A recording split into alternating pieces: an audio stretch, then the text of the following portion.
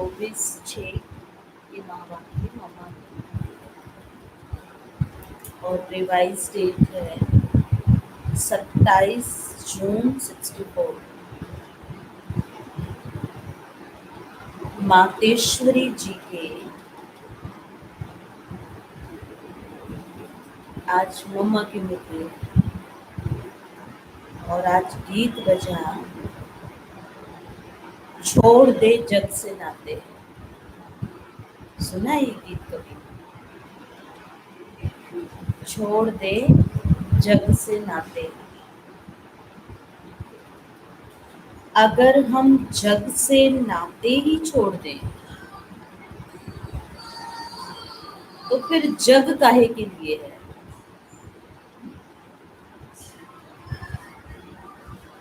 अगर नाते ही तोड़ने की बात है तो फिर ये संबंध बनाया ही क्यों?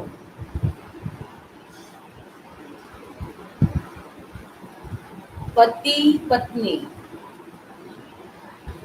बाप बेटा, राजा प्रजा आदि आदि अनेक का अनेक जो संबंध है, ये सब भगवान ने रचे हैं ना। ऐसे कहते हैं ना, तो जब भगवान ने रचे हैं तो फिर क्यों कहते हैं छोड़ो? ये संबंध तो भगवान ने ही रचे हैं, तो मम्मा कहती है फिर क्यों कहते हैं कि इनको छोड़ो? या फिर ये गीत ही रॉन्ग है, छोड़ दे जग से नाते। भगवान ने कौन सा जग रचा? जग कहो,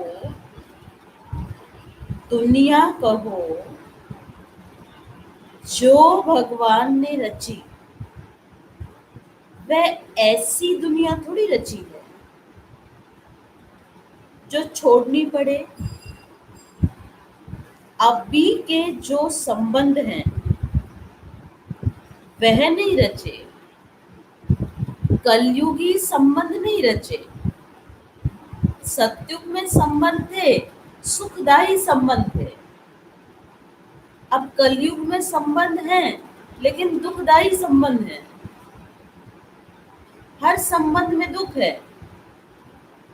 अभी इस जग में देखो तुम्हारे नाते कैसे हो गए हैं, आपस में एक दूसरे के साथ कैसे रिश्ते हैं।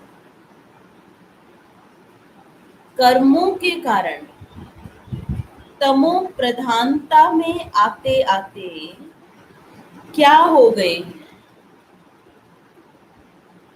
कर्मों के बंधन एक दो को काटते रहते हैं।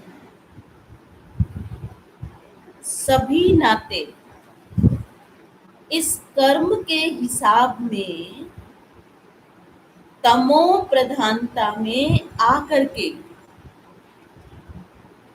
एक दो को दुख देते और लेते रहते।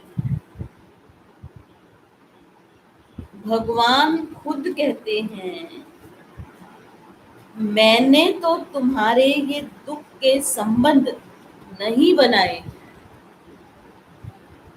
मैंने जो तुम्हारा संबंध जोड़ा था वह बंधन नहीं था, मैंने तुम्हारा श्रेष्ठ संबंध जोड़ा था। उसी संबंध में तुम सदा सुखी थे। तुम्हारे सब नाते बहुत स्वच्छ थे। कितने सुंदर, कितना स्वच्छता थी संबंधों में, कितना प्यार था, एक दूसरे के प्रति कितना रिस्पेक्ट था। इसीलिए याद करते हो ना, राम राजा राम प्रजा राम साहूकार है। बसे नगरी जिए दाता धर्म का उपकार है। उसको कहते थे गृहस्थ धर्म, धर्म पति, धर्म पत्नी, धर्म के नाम से है ना, कहते हैं ना ये इसका धर्म पति है, ये इसकी धर्म पत्नी है। बाबा कहते परंतु अभी तो वह धर्म का संबंध नहीं,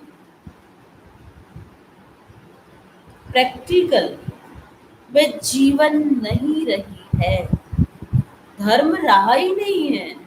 धर्म मीन्स धारणा, धारणा सबकी खत्म ही हो गई है। इसीलिए बाप कहते हैं ये जो तुमने अपना जग बना दिया है ना, उस जग के जो नाते हैं वे बिगड़ गए। इस जग के नाते जो हैं आपस में, वो एक दूसरे के, देखो आप हर एक आत्मा अपना देखें, संबंधों में आज क्या हो गया है, कितनी स्वार्थता आ गई, प्यार स्नेह तो रहा ही नहीं। मैंने जो जग बनाया था उसमें तुम्हारे नाते कितने अच्छे थे, कितने प्रिय थे, कितना एक दो को सुख देने वाले थे। नाते तो जरूर थे, ऐसे नहीं कि भगवान ने नाते नहीं रचे, ऐसे तो नहीं है, नाते तो थे, लेकिन वह नाते कर्म के बंधन के बिना थे। सुना, कर्म के बंधन के बिना नाते थे। इसीलिए उन्हों को कहा जाता था जीवन मुक्त। जीवन में इस कर्म के बंधन से मुक्त थे, इसलिए उनको कहते थे जीवन मुक्त। तो अभी तुम्हारे नाते जीवन बंध के बन गए, इसीलिए कहते हैं अभी उससे छुटकारा कैसे हो। बाप कहते हैं उससे नाता तोड़, एक मेरे से जोड़। ये एक ही लास्ट की जीवन तुम मेरे हवाले करो। एक ही जन्म देना है ना, और उसमें भी बहुत गई थोड़ी रही। कब से बाबा के बने हैं, आधे से ज्यादा जीवन तो चली गई, एकदम लास्ट टाइम पर आए। अब वो भी बाबा के बन के नहीं रहेंगे तो फिर प्राप्ति क्या होगी, फिर क्या पाएंगे, फिर तो खुद समझ सकते हैं ना। बाबा कहते ये एक ही लास्ट की जीवन तुम मेरे हवाले करो। मेरे हवाले का मतलब है जैसे स्त्री पति के हवाले, जैसे स्त्री होती है वो पति के हवाले होती है, उसकी जिम्मेवारी होती है। पति स्त्री के हवाले होता है सारा जीवन, अपनी सोच अपना बुद्धि नहीं चलाते हैं, एक दूसरे पर कितना फेथ रहता है। बाबा कहते बाप बेटे के हवाले होता है और बेटा बाप के हवाले होता है सारा जीवन। जब बड़े होंगे तो बेटा संभालेगा, बेटा छोटा होता है तो बाप संभालता है। ये तो प्रैक्टिस अच्छी तरह से है ना। तो मैं कोई तुम्हें नई बात नहीं कहता हूं। बाबा कहते मैं तुम्हें कोई नई बात नहीं कह रहा हूं, कैसे करें क्या करें तुम यह भी प्रश्न नहीं पूछ सकते। तुम अपनी जीवन एक दो के प्रति देते आए हो ना। भक्ति मार्ग में 83 जन्म हमने क्या किया, एक दूसरे को ही तो अपनी जीवन सौंपी। जैसे बाबा ने एग्जाम्पल दिया, स्त्री पति को, बच्चा बाप को, बाप बच्चे को, एक दूसरे के ऊपर ही तो चलते आए ना। बाबा कहते तो क्या तुम अपने बच्चों के प्रति अपनी जीवन नहीं दे बैठे हो। सारा जीवन माँ बाप का किसके लिए होता है, अपने बच्चे के लिए। सारा जीवन कितनी मेहनत कर कसर करके बचाते हैं और बच्चों को दे करके लास्ट में चले जाते हैं सब कुछ। तो बाबा कहते अपना तन मन धन जो कुछ भी है तुम उन्हीं के प्रति तो बना के बैठे हो ना, अपना अपना तो करते हो ना, तो सारी जीवन उन्हीं के प्रति लगा देते हो। तो मैं तुम्हें कोई नई बात थोड़ी कहता हूँ, बाबा कहते मैं तुम्हें कोई नई बात थोड़ी कह रहा हूँ कि ये सब मेरे हवाले करो, जैसे अभी तक एक दो में करते आए हो ऐसे अभी कहता हूँ, जैसे लौकिक में करते आए हो ऐसे ही अब मेरे प्रति करो। बाबा कहते तुम मेरे बनो, जब जिसका बन जाते हैं ना तो फिर उसी के लिए चिंतन चलता है, फिर बुद्धि बाहर नहीं जाती है, भाई यही मेरा सब कुछ है। तो बाबा ने कहा सर्व संबंध एक बाप से जोड़ो, तो बुद्धि बाहर कहाँ जाएगी। अब एक का हिसाब रखना तो सहज है ना। बाबा कहते फिर मेरा बन करके, मम्मा कहती उसे ट्रस्टी बन संभालो। तुम भक्ति मार्ग में भी कहते आए हो ना, भगवान ये सब तेरा,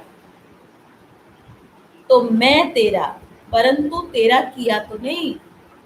भक्ति में तो हमने बहुत गाया भगवान ये सब कुछ तेरा, क्या लागे अर्पण मेरा, लेकिन बस वो तो पत्थर की मूर्तियां थी, ऐसे ही बस खाली जड़ मूर्तियों के आगे कह के खुश करके आ जाते। अब बाबा कहते मैं प्रैक्टिकल में आया हूँ, तो अब मेरे अर्थ अर्पण करो, अपना सब कुछ मेरे अर्थ लगाओ, तन मन धन समय संकल्प श्वास। सिर्फ ऐसे ही कहा कि तेरा, तेरा भी मेरा, मेरा भी मेरा। सुना, बाबा कहते तेरा भी मेरा, मम्मा कहती मेरा भी मेरा। ऐसे ही सब करते थे ना, लेकिन अब वह ठगी तो नहीं चलेगी, तेरा भी मेरा तो मेरा भी मेरा नहीं ना। अब ये तेरा मेरा खत्म करना पड़ेगा। अभी मैं तेरा तो उसमें सब आ गया, बस मैं तेरा, बाकी ऐसे थोड़ी है कि उनका भी मेरा अपना भी मेरा।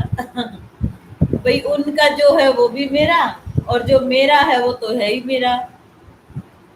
बाबा कहते ऐसी ठगी करने का क्या फायदा, क्योंकि हम ही अपने को ठगेंगे ना। यहाँ हम किसको ठगेंगे, अपने को ही ठगेंगे ना, अपना ही तो नुकसान होगा, भगवान को तो ठग ना सकेंगे। बाबा कहते उस परमात्मा को तो कोई ठग नहीं सकता। पहले पहले पहले कैसे कैसे ठगी करते रहे, लेकिन ठगते ठगते खुद ही दुखी अशांत बने। ये मेरा बच्चा मेरा, पत्नी मेरी, पति मेरा, घर मेरा, ये मेरा, ये तो मेरे को देखेगा, ये तो मेरी संभाल करेगा, अंत में कुछ नहीं देखा। बाबा कहते कौन मेरा, जिसके लिए तुमने समय नहीं दिया उसी ने लास्ट में तुमको संभाला।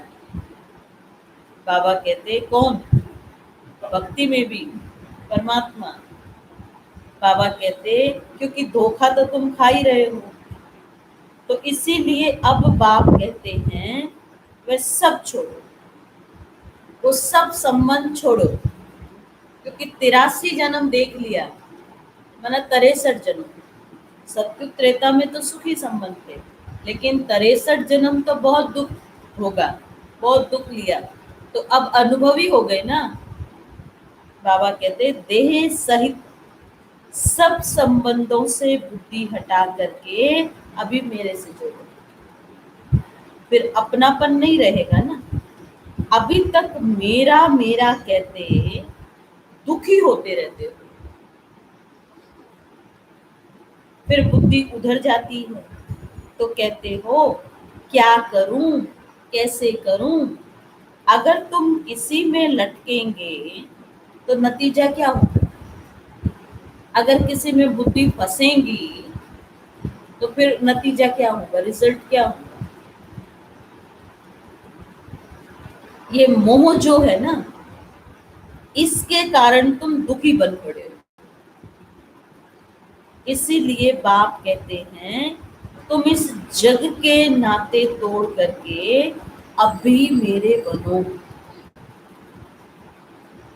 जो ये तुमने अपने देह के बंधन, जीवन के बंधन बनाए हैं ना, उनसे निकल करके अब भी मेरे बन जाओ।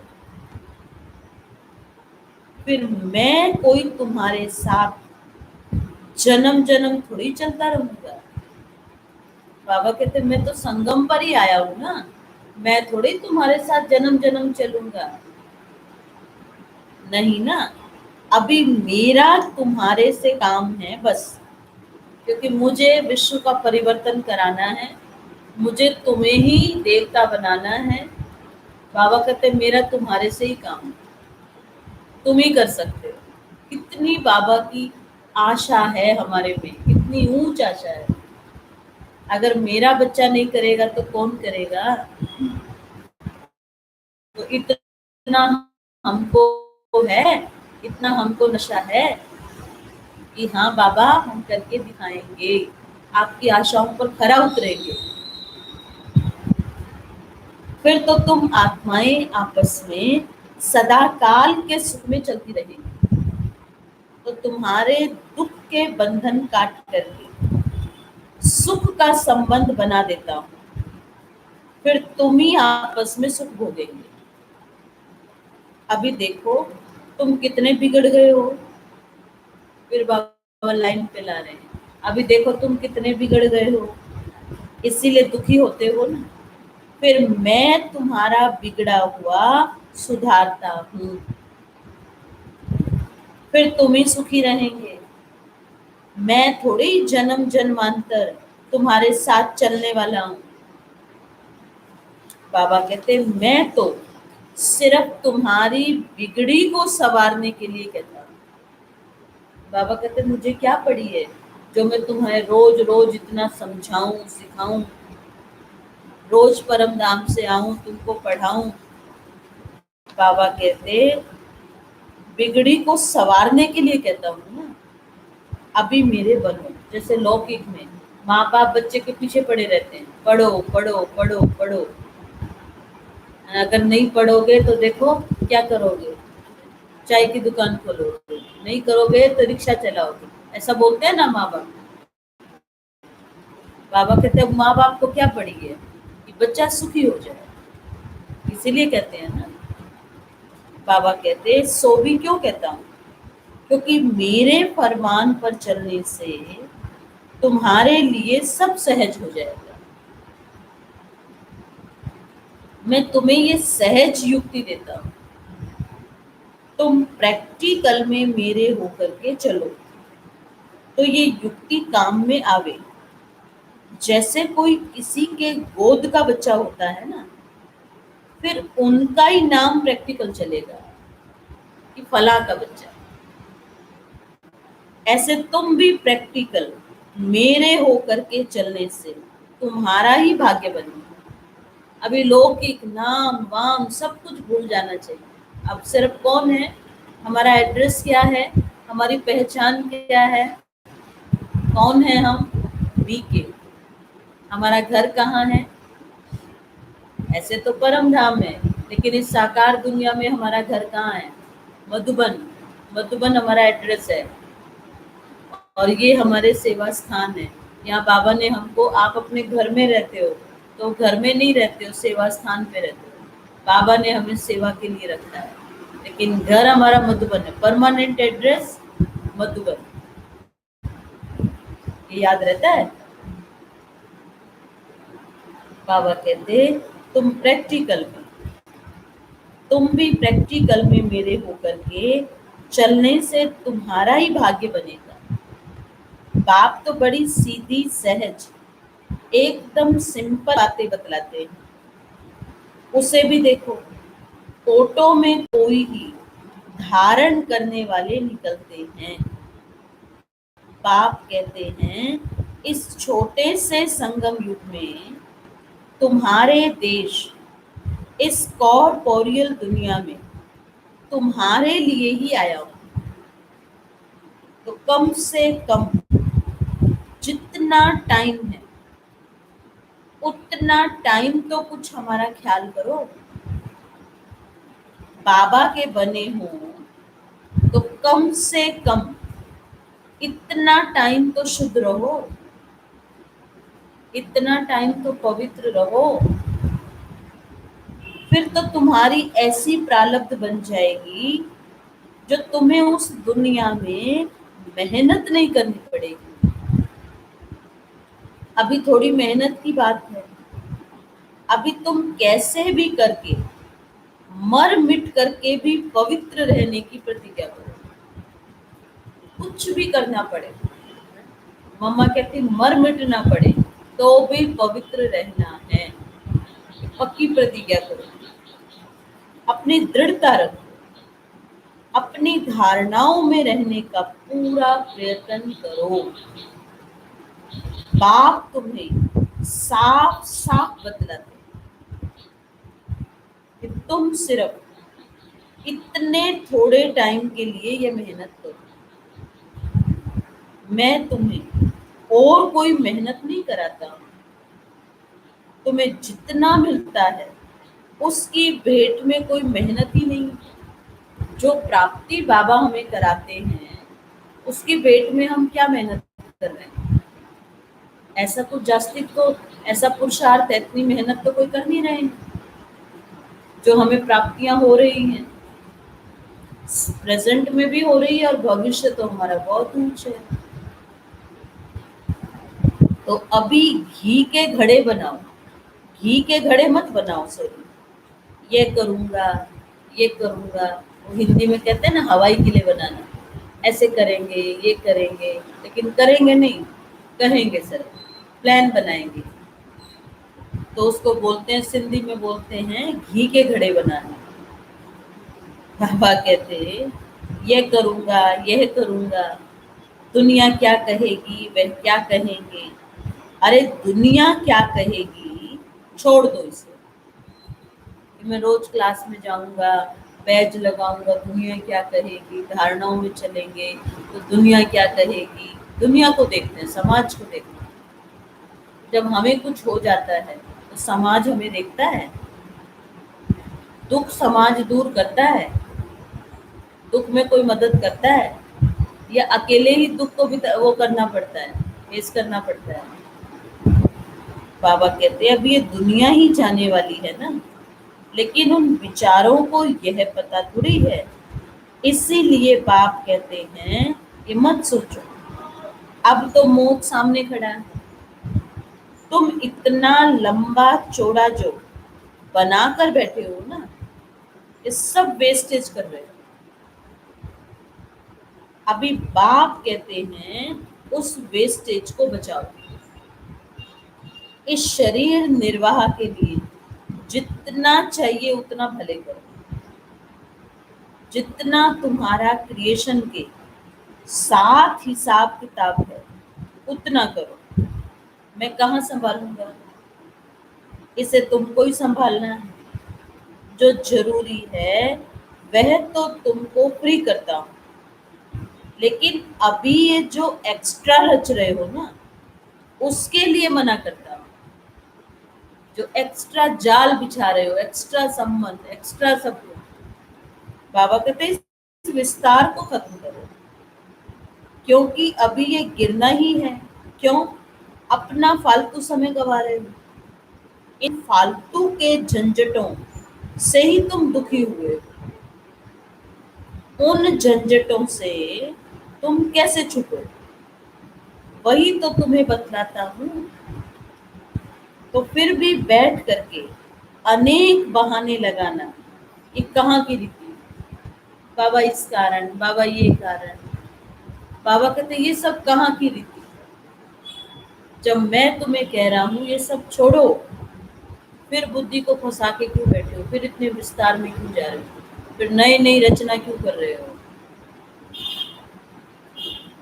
फिर बाप भी कहते हैं देख लेना, अभी अगर मुझे सीधी अंगुली नहीं देते हो, हाथ नहीं देते हो, तो फिर मैं ऐसे नाक पकड़ के ले चलूं।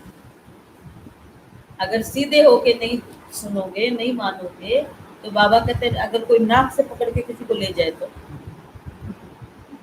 दम घुट जाएगा ना, सांस ही नहीं आएगा। नाक पकड़ेगा तो फिर दम घुटेगा, फिर दुख होगा, सजाएं खानी पड़ेंगी।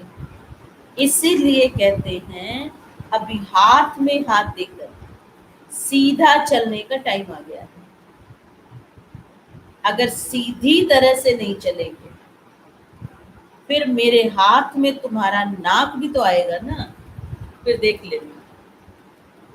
बाबा कहते जाओगे कहाँ, आना तो मेरे पास ही है ना, तो फिर मैं देख लूंगा। फिर उस समय कुछ नहीं हो सकेगा, ना कुछ कर सकेंगे। इसीलिए बाप कहते हैं बच्चे, अब तुम मेरे होकर के, मेरे पास आकर के, मेरी बातों को सुन करके अगर फिर भी कुछ नहीं किया तो उनके लिए बहुत कड़ी सजा है। मेरा बन के मैंने तुम्हें इतना समझाया कि मुझे याद करो, सेवा करो, अपने को बिजी रखो, जो जो बाबा ने श्रीमत दी, धारणाएं बताई, फिर भी तुमने नहीं की, तो बाबा कहते फिर तो देखो कड़ी सजाएं तैयार है तुम्हारे लिए। इसीलिए जिन विचारों को पता नहीं है उसकी तो बात अलग है, बाकी जिन्हों को पता है, जो बैठ के सुन के फिर इन्हीं बातों में गफलत की, तो उनकी तो खैर नहीं। जैसे 10 गुना फायदा, वैसे 10 गुना नुकसान हो। तब कहते हैं अपने नुकसान को, घाटे को अच्छी तरह से समझो, अच्छी तरह से कुछ तो अपनी बुद्धि खोलो। अभी बाप से बुद्धि योग लगाएंगे तो ताकत मिलेगी ना। तो इन सभी बातों को समझो, भूलो मत। अभी ये जो समय चल रहा है ना, इसे पहचानो, जरा आंखें खोलो, बुद्धि खोलो और समय का पूरा फायदा लो, अपनी पूरी तकदीर जगाओ। कहते भी हैं जैसा संग वैसा रंग होता है। इसीलिए जिसमें अभी ये धारणा पूरी नहीं होगी तो माया के संग का रंग लग जाएगा। तब तो कहते हैं hear no evil, see no evil, talk no evil. कई ऐसे इविल्स हैं जो यहाँ भी कईयों को छोड़ते नहीं,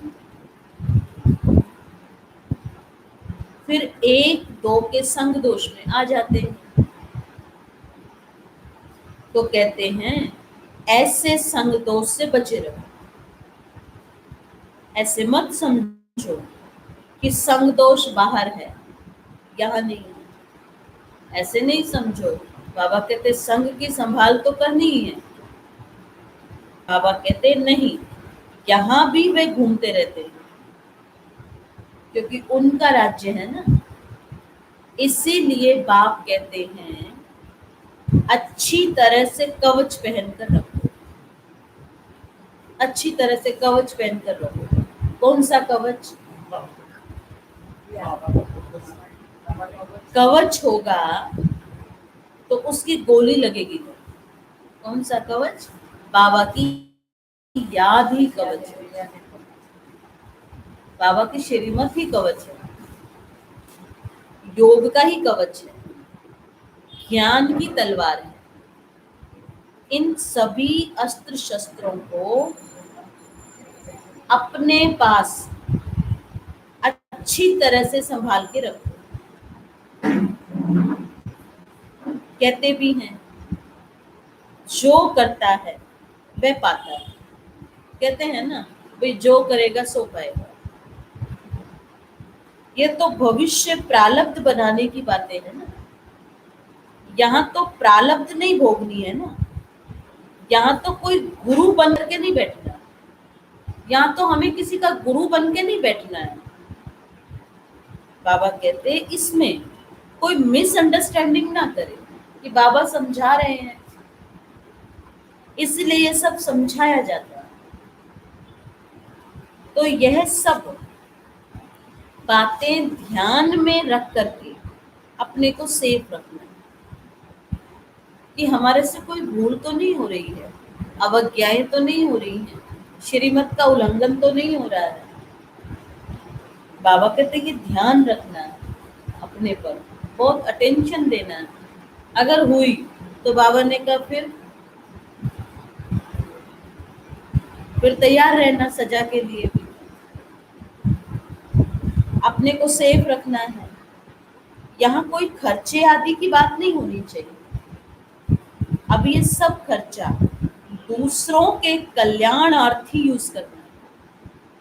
यहाँ जो भी कुछ है, आज मम्मा ने कहा हमारे पास जो भी कुछ है वो सब कुछ बाबा का दिया हुआ है, बाबा के ही सेवा अर्थ, बाबा के लिए ही है।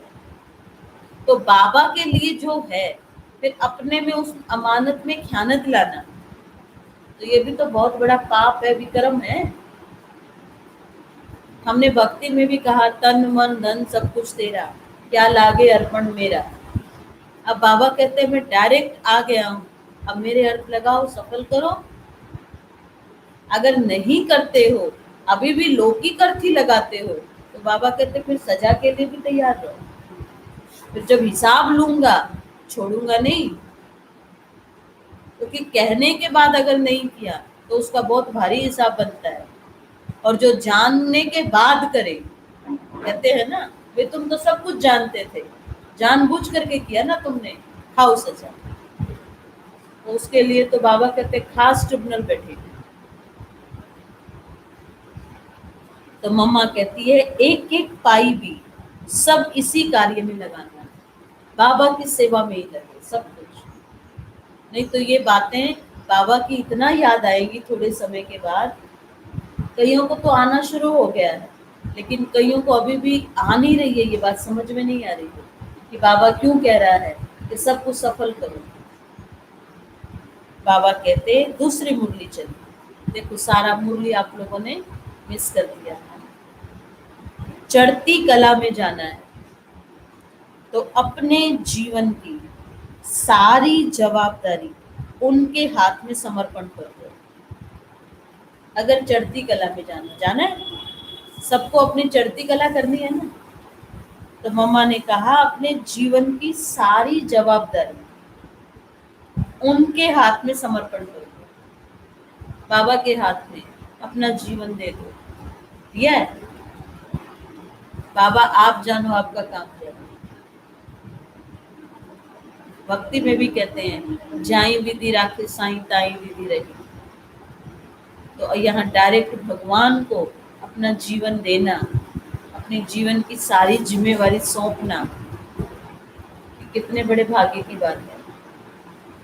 बाबा कहते बहुत मनुष्य ऐसा प्रश्न पूछते हैं, इतना ज्ञान सुनते हुए भी हमारी अवस्था आगे क्यों नहीं बढ़ती। ये तो प्रैक्टिकल प्रश्न है। आगे बढ़ने में रुकावट क्यों है। अब ये समझानी उन्हों के प्रति दी जाती है जिन्होंने इस मार्ग में चलने का कदम रखा है।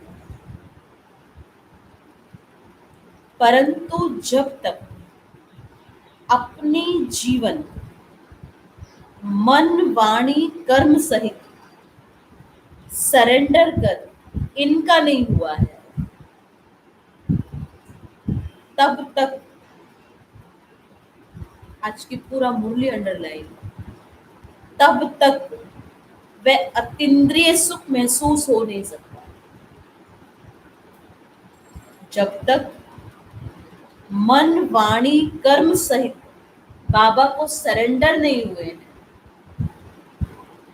तब तक अतीन्द्रिय सुख महसूस नहीं हो सकता है। ये एक ईश्वरीय लॉ है। जब उनका सहारा लिया है तो दिल से उसके आगे जीवन अर्पण कर देना। जब बाबा का सहारा लिया है तो बाबा के सामने अपने जीवन पूरा संपूर्ण समर्पण करनी है, अर्पण करनी है, अर्थात पूरा वारिस बन वर्षा लेना है। तो इस नशे में रहने से उस अवस्था में उल्लास भर जाता है और फिर ज्ञान की धारणा होने से औरों को आप समान बनाने की ताकत आएगी। बाकी ऐसे नहीं समझना कि मानसिक रूप से तो हम अर्पण हो चुके हैं। बाबा कहते मैं प्रैक्टिकल देखता हूँ, ऐसे नहीं कि हम वाले घर गृहस्थ में रहते हैं, मानसिक तो हम बाबा के ही हैं सब कुछ। ऐसे तो बहुत लोग बोलते ही हैं, बहुत भाई बहन बोलते हैं हमारा क्या है, सब कुछ तो बाबा का है। लेकिन जब सेवा में लगाने की बात है कहेंगे मेरे पास कहाँ है, मेरे पास कहाँ है ही नहीं मेरे पास कुछ भी। तो फिर बाबा का कहाँ हो? जब आपने कहा सब कुछ बाबा का है तो जो है वही सेवा में लगाओ। आप अपने आप को तो अर्पण करो, तन को तो लगाओ, चलो और कुछ नहीं है तो मम्मा कहती है तो इस नशे में रहने से, बाकी ऐसे नहीं समझना कि मानसिक रूप से हम अर्पण हो चुके हैं, नहीं। ये तो अपने को ठगना है। ये तो हर एक आत्मा अपने आप को ठग रही है कि हम तो बाबा के हैं, हमने तो बाबा को सब कुछ दे दिया। जब बाबा प्रैक्टिकल में आया हुआ है तो बच्चा भी प्रैक्टिकल में बनो ना। फिर बाबा उनके जन्म पत्री को जान कैसे भी डायरेक्शन देकर चला गया। फिर बाबा मुझे जिस हाल में रखे, जहां रखे, जैसे रखे, मुझे खुश रहना। फिर मुझे अपनी बुद्धि थोड़े चलानी है। बाबा कहते पहले उसमें पहले गुटका आएगा, परंतु अंत में समझेंगे इसमें ही हमारी चढ़ती कला है। शुरू में देखो बाबा ने जैसे जिसको चलाया, किसी को कोई प्रश्न नहीं आया, कोई बीमार हुए तो बाबा ने उनकी दवाई कैसे की, एकदम अलग ही दवाइयाँ हुई, वो दवाई नहीं दी बाबा ने। अगर किसको सिर दर्द हुआ तो बाबा ने कहा इसको रोटियां बिलवाओ, इसके अंदर कोई ना कोई चक्कर चल रहा होगा इसीलिए इसको सिर दर्द है। अगर किसी को और कुछ होता था तो वो भी घर के ही घरेलू नुस्खे होते थे, ऐसे कोई बाहर से डॉक्टर को नहीं दवाइयाँ होती थी, लेकिन घर में ही ठीक किया जाता था। अगर अस्थमा है किसी को, अस्थमा वाले को आप उसको छाछ और रोटला खिला रहे हो तो क्या होगा, लेकिन वो उसी से ठीक हुए। जो बेगरी पार्ट में जो बाबा ने सबको खिलाया उसी में सबकी तबीयत ठीक हो गई। तो जो बाबा की श्रीमत है वो हमने देखा है। जैसे बहुत भाई बहन होते हैं, भोग होता है गुरुवार का, कहते नहीं मुझे नहीं खाना, मुझे शुगर है। अरे भोग है भोग, जो देवताओं को भी नसीब नहीं होता है। कहते नहीं अमृत भी नहीं लेना है क्योंकि इसमें स्वीट है। तो आप बाबा की श्रीमत, बाबा का भोग समझ के खाएंगे तो ये भोग, ये मिठाई का काम नहीं कर रहा है, ये दवाई का काम कर रहा है। उस भावना से, उस प्यार से लेंगे तो सारे काम होंगे ना। अब अगर अपनी बुद्धि चलाएंगे, उसमें एडिशन करेंगे तो फिर क्या होगा? बाबा कहते फिर तो गुटखा ही खाएंगे, परंतु अंत में समझेंगे इसमें ही हमारी चढ़ती कला है। तो अपने जीवन की सारी जवाबदारी उनके हाथ में समर्पण करनी। बाकी गुरु पिछाड़ी गुरु बन, कोई उनकी गद्दी पर नहीं बैठना है। यहाँ कोई गद्दियां नहीं है जो हमें एक गया तो दूसरे उसकी गद्दी पे बैठेंगे। इन सभी बातों को बुद्धि में रखो, तब भी अवस्था ऊंची जा सकती है। आज मम्मा ने कितनी छोटी छोटी बातों पे अटेंशन खिंचवाया। अगर ऊंच नहीं चढ़ते हो तो जरूर अपने ही दिल अथवा धारणा में कोई कालापन है। अगर बाबा का बनने के बाद हमारी प्रोग्रेस नहीं हो रही, अच्छा योग नहीं लग रहा है, अच्छा आगे नहीं बढ़ रहे हैं, अतीन्द्रिय सुख का अनुभव नहीं हो रहा है, तो मम्मा कहती है जरूर दाल में कुछ काला है। फिर दूसरों को दोष दें, इसके कारण नहीं हुआ, इसके कारण मेरी प्रोग्रेस रुक गई। बाबा ने कहा बिल्कुल नहीं, रॉन्ग। खुद का हर एक आत्मा खुद की खुद जिम्मेवार है। अगर ऊंच नहीं चढ़ते हो तो जरूर अपने ही दिल में अथवा धारणा में कोई कालापन है। समझा? अच्छा, मीठे मीठे बच्चों को याद प्यार, गुड मॉर्निंग। अच्छा, मीठे मीठे बाप दादा को याद प्यार, गुड मॉर्निंग और नमस्ते। शुक्रिया बाबा, शुक्रिया बाबा, आपका बहुत बहुत शुक्रिया। और शुक्रिया मीठी मम्मा को भी, क्योंकि आज हमने पूरा महावाक्य मम्मा के सुना। वरदान है, ऐसे तो आप लोगों की पूरा मुरली मिस हो गई है, दोबारा सुना देंगे ना एक पेज। वरदान, अपने श्रेष्ठ स्वरूप व श्रेष्ठ नशे में स्थित रहे, अलौकिकता का अनुभव कराने वाले अंतर्मुखी भव। जैसे सितारों के संगठन में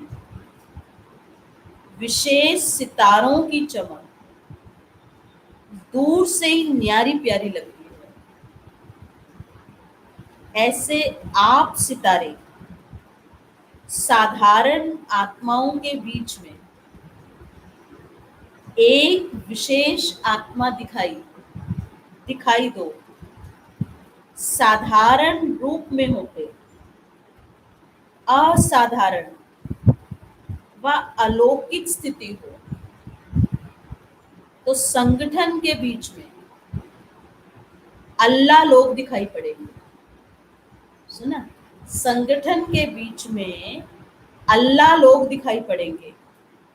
इसके लिए अंतर्मुखी बनकर फिर बाहर मुक्ता में आने का अभ्यास हो। सदैव अपने श्रेष्ठ स्वरूप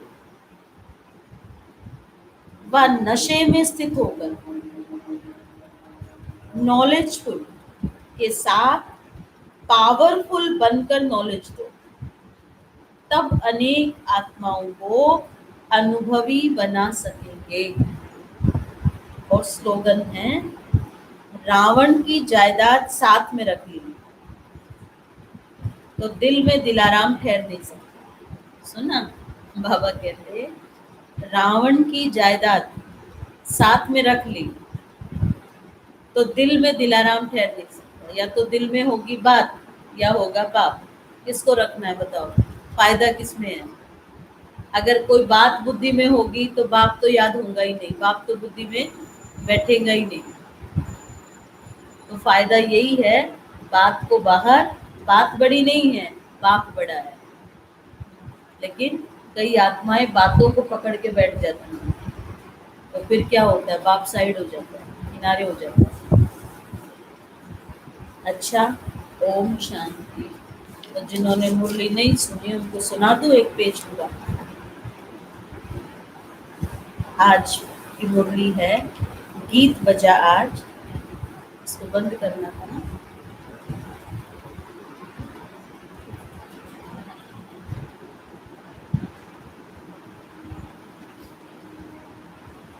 आज का गीत बजा, छोड़ दे